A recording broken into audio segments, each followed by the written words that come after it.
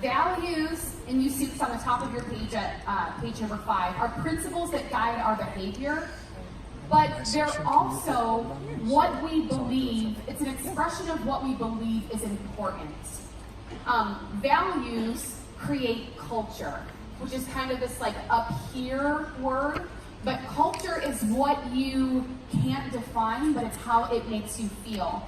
And to give you an example of this, I'm going to use two practical examples. You can buy food at Wegmans, and you can buy food at Walmart. And I actually looked up their values, and they're very similar, shockingly, or maybe not, but to me it was shocking. Because when I go shopping at Wegmans, it feels different than when I go shopping at Walmart. Has anyone ever tried to return something at Walmart? You need 45 minutes. It teaches me patience. I'm like, oh, Jesus. So even though they say the same thing, you feel different. And that's why values are so important. Because values really don't mean anything if we just say them. It's in how we embody them and live them out. So why the Father's house has values is because, number one, everyone has their own that they operate out of. Because we all come from, different histories, different backgrounds, and that's okay. But, Jesus talks about the kingdom of heaven. And as, a church, I'm running into all these things. As a church, we believe that we're called to bring the kingdom of heaven on earth and to represent those things and to help people taste the kingdom of heaven even if they've never experienced it. So that's why we have values. And they're over here, they're at the top of your page. We're not going to go through all of them. Each month when we gather, we're going to go through just one. I'm going to start with excellence. Excellence is one of our values. It's been for a long time. We see the value of excellence. Well, a lot of people confuse excellence with perfection. And I want to be very clear that excellence is not perfection. Read my shirt. And I didn't even plan this. I was just thinking about it over there. It's not perfection, because perfection is something that we can never achieve because we're not God. But excellence is inspiration. It is realizing that every detail is attached to a person. And when we reflect excellence, it actually speaks value to the person on the other end. Does that make sense? Yes. A story that you can read later on in your Bibles, and if you're in the guest experience world for a long time, you've heard this. 1 Kings chapter 10. Write that down. 1 Kings chapter 10. This is an incredible story. So you've got King Solomon, who's David's son, building this extraordinary temple. And the Queen of Sheba starts to hear about Solomon. And in the beginning of the chapter, it says that she starts hearing all these things, so she comes to his courts to disprove God. To ask him questions he can't understand and disprove God. So she gets there, and you've got to read this. It says that everything she heard, she experienced.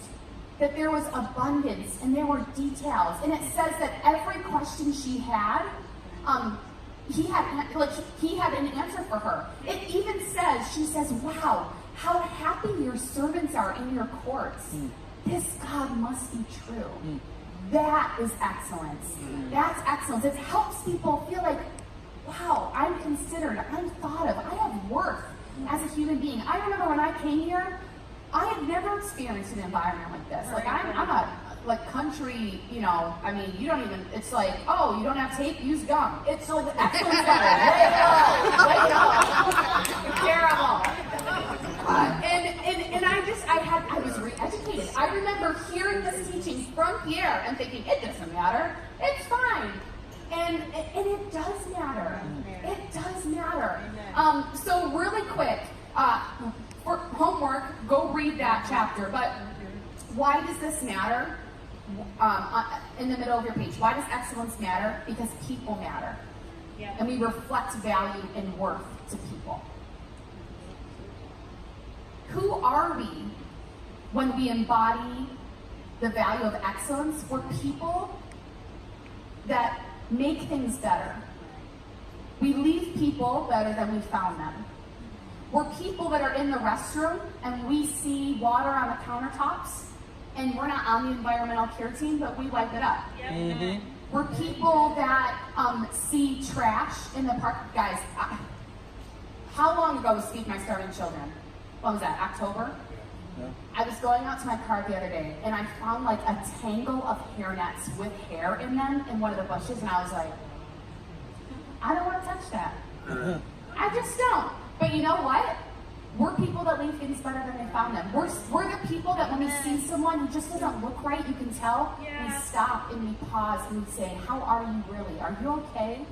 That's the type of people we are. And lastly, how we do this, it's going to look different, and I encourage you to think about this, in the context of your ministry, but we're people that anticipate challenges and we plan.